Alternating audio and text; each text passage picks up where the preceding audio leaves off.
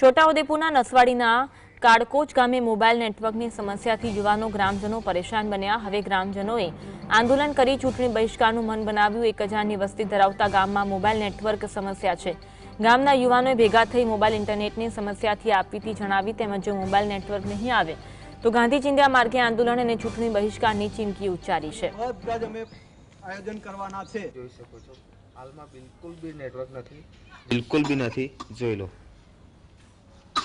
અમારું વહેલી તકે ધ્યાન દોરો અને આ સોલ્યુશન નહીં સોલ્વ થાય તો અમે બધા જ અમે આયોજન કરવાના છે। જોઈ શકો છો હાલમાં બિલકુલ બી નેટવર્ક નથી તો બધાના રિચાર્જો વેસ્ટ જાય છે, કારણ કે 1.5 GB 2 GB જે આવે છે પૂરેપૂરું વપરાતું નથી, બિલકુલ સર્ફિંગ જ થાય છે। તો આ પ્રશ્ન ને તમે વાંચા લો, કારણ કે આ અમને ખરેખર નુકસાન જ છે। બધા જ અમારા યુવાનો ભેગા થયા છે, ગામને એક કરીશું અને ચૂંટણી બહિષ્કારથી માંડીને બધા જ અમે આયોજન કરવાના છે।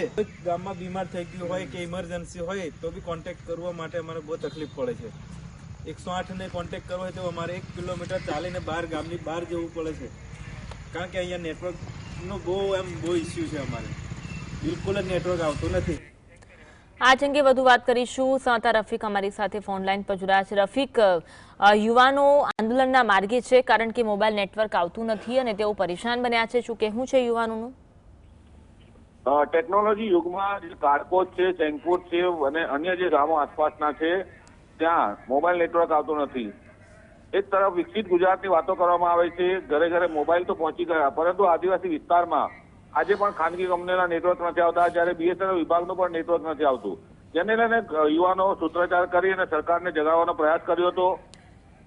બીજી તરફ આ જે ગામો છે તે ગામોમાં નેટવર્ક માટે અનેકવાર રજૂઆતો ગ્રામજનો કરી ચૂક્યા છે, પરંતુ ગ્રામજનોની રજૂઆત સાંભળવામાં નથી આવતી।